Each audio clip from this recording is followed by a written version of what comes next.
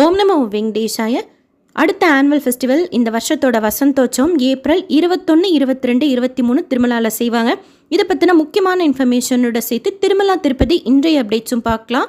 Vasanthotsavam ticket நீங்கள் ஆன்லைனில் book பண்ணியிருந்தீங்கன்னா என்னைக்கு புக் பண்ணியிருக்கிறீங்களோ அன்றைக்கு 1 மணி போல் ரிப்போர்ட்டிங் டைம் போட்டிருப்பாங்க. ரிப்போர்ட்டிங் பிளேஸ் வசந்த மண்டபம்னு போட்டிருப்பாங்க. கோபுரத்துக்கு ரைட் சைடில் தெற்கு மாட வீதியில் சுபதம் என்ட்ரி வழியெல்லாம் தாண்டி அந்த மாட வீதியிலேயே லாஸ்ட்டாக போனோம்னா அப்படி ஜஸ்ட் ரைட் சைட் திரும்பினோன்னே W2 கேட் இருக்கும். அங்கே தான் வசந்த மண்டபம் இருக்குது.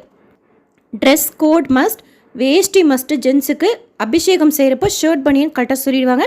மேல் துண்டு நம்ம போட்டுக்கலாம். லேடிஸாக இருந்தால் சாரீ, சுடிதார் போட்டிருந்தால் துப்பட்டா மஸ்ட். கொஞ்சம் சீக்கிரமாக முன்னாடியே போயிட்டோம் அப்படின்னா அவங்க பிரிண்ட் அவுட்டை செக் பண்ணி உள்ளே அலோவ் பண்ணுறப்போ முன்னாடியே உட்காந்து கிட்ட பார்க்கலாம். அபிஷேகம் எங்கே உட்காந்தாலுமே நமக்கு தெரியும். 2 to 4 அபிஷேகம் பூஜைகள் ஆரத்தி எல்லாம் முடிச்சுட்டு மறுபடியும் அதே சைடாக வந்தால் சுபதமென்ட்ரி வழியில் ஸ்டார்டிங்லேயே உங்களுக்கு படியெல்லாம் ஏறணுன்னா ரைட் சைடில் லக்கேஜ் கவுண்டர் இருக்குது. அங்கேயே லக்கேஜ் மொபைல்லாம் கொடுத்துடணும். தரிசன டிக்கெட்டை காமிச்சு பக்கத்துலேயே செப்பல் ஸ்டாண்ட் இருக்கும். ஸோ க்யூவில் ஜாயின் பண்ணி தரிசனம் முடிச்சுட்டு வெளியில் வரத்துக்கு ஒரு 5:30 நம்ம வெளியில் வந்துடலாம் மேக்ஸிமம். டிக்கெட் நீங்கள் புக் பண்ணலை ஆனால் திருமலாவில் இருப்பீங்க அப்படின்னா சாயந்தரம் ஒரு 5 மணி போல் வசந்த மண்டபத்துக்கிட்ட இருந்தோம் அப்படின்னா உள்ளே ஆரத்தி காமிப்பாங்க. அதை நம்ம பார்க்கலாம். கிட்ட போய் அதாவது உள்ளே போய் சாமி பார்க்குறதுக்கு அலோவ் பண்ணுவாங்க. அகெயின் வெளியில் வந்ததுக்கப்புறம் பிரசாதம் கொடுப்பாங்க. டிக்கெட் புக் பண்ணாமல் அங்கே நடக்கிற அபிஷேகம் பார்க்கணும் அப்படின்னா ஜஸ்ட் நம்ம வெளியில் இருந்து பார்த்துக்கலாம். இந்த 3 நாட்களும் ஆஜித சேவாஸ் எல்லாமே கேன்சல். கல்யாணோற்சவம், மூஞ்ச சேவா, ஆஜித் பிரம்மோற்சவம், சகசுர தீப அலங்கார சேவா. நாங்கள் டிக்கெட் எதுவும் புக் பண்ணலை. இந்த 3 நாட்கள் இன்னைக்காச்சும் ஒரு நாள் காலையில் டைமில் இருப்போம்.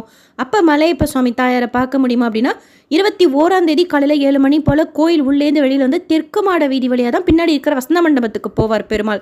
ஸோ தெற்கு மாட வீதியில் 7 மணிக்கு முன்னாடியே வெயிட் பண்ணிட்டோம் அப்படின்னா பெருமாளை காலையில் பார்த்துடலாம். 22ஆம் தேதி நாங்கள் காலையில் பார்க்கணும் அப்படின்னா 8 to 10 ஸ்வர்ண ரதம், தங்க ரதத்தில் மலையப்ப சுவாமி தாயார் தெற்கு மாட வீதி வழியாக வந்து எல்லா மாட வீதி வழியாக வந்து தான் மறுபடியும் தங்க பல்லக்கில் அவர் உட்கார பண்ணி அதே தெற்கு மாட வீதி வழியாக தான் வசந்த மண்டபத்தை கழிச்சிட்டு போவாங்க. ஸோ 22ஆம் தேதி காலையில் 7 மணிக்கு முன்னாடியே தெற்கு மாட வீதி சைட் நம்ம உட்காந்துட்டோம் அப்படின்னா 2 தடவை மலையப்ப சுவாமி தாயாரை பார்க்கலாம். 23ஆம் தேதி 7 மணிக்கு முன்னாடி அந்த தெற்கு மாட வீதியில் வெயிட் பண்ணிட்டு இருக்கோம் சுபதமென்ட்ரி சைட் அந்த மாட வீதியில் அப்படின்னா மலையப்ப சுவாமி தாயார், ருக்மணி கிருஷ்ணர், ராமர் சீதா லக்ஷ்மணர் எல்லாம் வெளியில் வருவாங்க. 3 பேரையும் காலையில் பார்த்துடலாம். ஸோ காலையில் இந்த 3 நாட்களை பெருமாளை பார்க்கணும் அப்படின்னா தெற்கு மாட வீதியில் வெயிட் பண்ணுங்கள். சாயந்தரம் இந்த 3 நாட்கள் என்னைக்காச்சும் ஒரு நாள் பெருமாளை பார்க்கணும் அப்படின்னா தெற்கு மாட வீதியில் வெயிட் பண்ணாதீங்க. பெருமாள் அந்த பக்கம் வரமாட்டார்.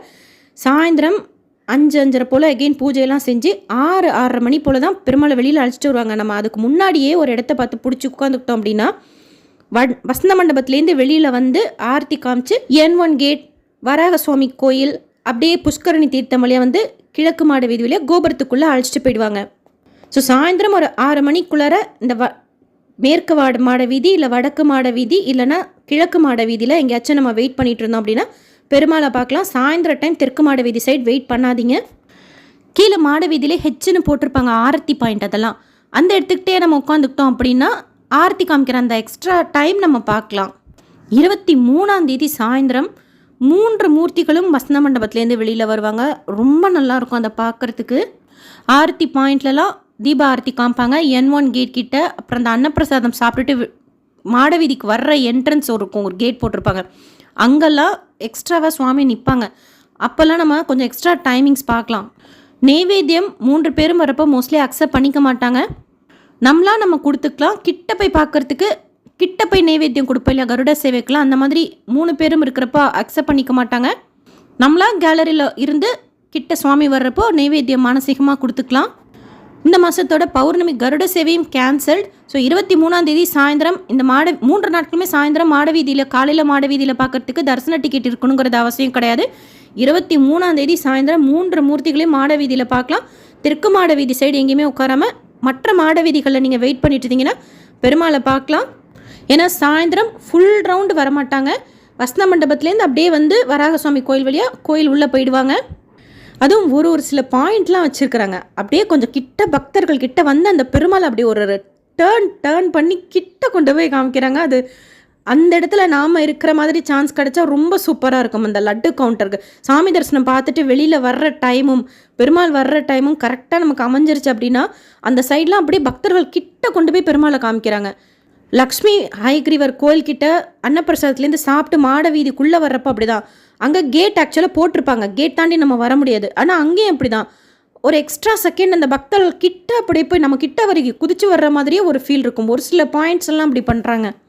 ஒரு சிலர் நீங்கள் ஃபீல் பண்ணியிருப்பீங்க, அப்படியே அந்த பல்லக்குலேருந்து நம்ம கிட்ட வர்ற மாதிரி இருக்கும், அப்படி குதிச்சு வர்ற மாதிரி இருக்கும். பெருமாள் அவ்வளோ கிட்ட கொண்டு வந்து காமிப்பாங்க சுவாமியை. கோபுரத்துக்கு ஆப்போசிட்டில் வெயிட் பண்ணாலும் அப்படி தான். மெயினாக அந்த தரிசனம் பார்த்துட்டு வெளியில் வர்ற இடத்துல நம்ம வெயிட் பண்ணுறப்போ அங்கே காமிக்கிறாங்க. அன்னப்பிரசாதம் சாப்பிட்டுட்டு மாடவீதி உள்ளே நுழைவோம், அந்த இடத்துல கூட காமிக்கிறாங்க N1 கேட் அங்கெல்லாம். ஸோ 3 நாட்கள்லாம் என்றைக்கு போகலாம் அப்படின்னா 23rd போங்க. கருட சேவை கிடையாது, 3 மூர்த்திகளையும் நம்ம மாடவீதியில் பார்க்கலாம். போக முடியாதவங்க SBC சேனலில் பார்க்கலாம். அடுத்து திருமலா திருப்பதி இன்றைய அப்டேட்ஸ் பார்க்கலாம். கீழ் திருப்பதியில் ஸ்லாட்டர் சர்வதர்ஷன் டோக்கன் இன்னைக்கு உண்டான டைம் ஸ்லாட் டோக்கனும் நாளைக்கு காலைக்கு உண்டான டைம் ஸ்லாட் டோக்கனும் கொடுத்தாங்க. காலையில் ஃபுல்லாகிடுச்சு. காலைக்கு உண்டான டைம் ஸ்லாட்டில் சுவாமி தரிசனம் பார்க்கறதுக்கு 1லேருந்து 1.5 மணி நேரம் ஆகுது. மதியானத்துலேருந்து நைட் வரைக்கும் உண்டான ஸ்லாட்டட் சர்வதர்ஷன் டோக்கன் திவ்யதர்ஷன் டோக்கனில் சுவாமி தரிசனம் பார்க்கறதுக்கு 3லேருந்து 5 மணி நேரம் ஆகலாம். 300 ரூபாய் தரிசனம் வர்ச்சுவல் சேவா தரிசனம் ஒரு சில டைம் ஸ்லாட் படி தான் ஸ்ட்ரிக்டாக விடுறாங்க, ஒரு சில டைம் பார்க்குறதில்ல. பட் அப்போ இருக்கிற சுச்சுவேஷன் பொறுத்து தான். தரிசனம் பார்க்கறதுக்கு 2லேருந்து 4 மணி நேரம் ஆகலாம். டைரக்ட் சர்வதர்ஷனம் 5லேருந்து 8 மணி நேரம் ஆகலாம். இப்போதைக்கு பக்தர்களோட கூட்டம் நார்மலாக தான் இருக்குது. ரூம் எதுவும் புக் பண்ணலன்னா 5 மணி போல் கவுண்டர் ஓப்பன் பண்ணி சிஆர் ரூம் புக்கிங் ஆஃபீஸில் ரூம் கொடுக்கறதுக்கு ஸ்டார்ட் பண்ணுவாங்க. பட் எஸ்எம்எஸ் வர்றதுக்கு கொஞ்சம் லேட் ஆகும், முன்ன பின்ன ஆகுது. அதாவது 1 ஹவர்லேருந்து 3 மணி நேரம் ஆகுது. அதனால் காலையிலே நீங்கள் போய் க்யூவில் நின்று ரூம் எடுத்துக்கிட்டீங்க அப்படின்னா கொஞ்சம் சீக்கிரமாக நமக்கு எஸ்எம்எஸ் வர்றதுக்கு ஈஸியாக இருக்கும். அண்ட் அதே சிஆர் ரூம் புக்கிங் ஆஃபீஸில் ஆஃப்லைன் லக்கி டிப் தினமுமே கண்டக்ட் பண்ணுறாங்க. 11 மணிலேருந்து சாயந்தரம் 5 மணிக்குள்ளார நம்மளோட ஆதார் வச்சு நம்ம க்யூவில் நின்று ரெஜிஸ்ட்ரேஷன் செய்துக்கணும். குலுக்கல் முறையில் நம்ம தேர்ந்தெடுக்கப்பட்ட பணம் கட்டி மறுநாள் பெருமாளை கிட்ட பார்க்கலாம். இதுக்கு நம்ம வேறு ஏதாவது தரிசன டிக்கெட்லாம் இருக்குது இல்லை, அந்த ரூல்ஸ் கிடையாது. ஆல்ரெடி நம்ம டிப்பில் செலக்ட் ஆகிருந்தோம் அப்படின்னா மறுபடியும் ரெஜிஸ்ட்ரேஷன் செய்கிறதுக்கு 180 நாட்கள் டைம் ஆகும் இல்லையா, அந்த ரூல் மட்டும்தான் அப்ளிகபிள். ஆதார் மஸ்ட். இந்த வீடியோ உங்களுக்கு இன்ஃபர்மேட்டிவாகவும் யூஸ்ஃபுல்லாகவும் இருக்கும்னு நினைக்கிறேன். டிடிடிலேருந்து தரிசன டிக்கெட் புக்கிங் பற்றின அப்டேட் ஜூலை மாதத்துக்கு கொண்டாடுது, சீக்கிரமாக வந்துடும். எப்போ வந்தாலும் இமீடியட்டாக ஷேர் பண்ணுறேன். SSB லைஃப் ஸ்டைல் யூடியூப் சேனலை ஃபஸ்ட் டைம் பார்க்குறீங்கன்னா சப்ஸ்கிரைப் பண்ணி பக்கத்தில் இருக்கிற பெல் ஐக்கானையும் ப்ரெஸ் பண்ணி வச்சுக்கோங்க, ஆட் பண்ணி வச்சுக்கோங்க. திருப்பதி பற்றின அப்டேட்ஸ் நிறைய இன்ஃபர்மேஷன் தினமும் ஷேர் பண்ணுறேன். நீங்கள் தரிசனத்துக்கு போகிறப்போ டிக்கெட் புக் பண்ணுறதுக்கெல்லாம் உங்களுக்கு நிச்சயம் யூஸ்ஃபுல்லாக இருக்கும். இந்த வீடியோ லைக் பண்ணி ஷேர் பண்ணுங்கள், மற்ற பக்தர்களுக்கும் இந்த இன்ஃபர்மேஷன் போய் சேரும். தேங்க்யூ.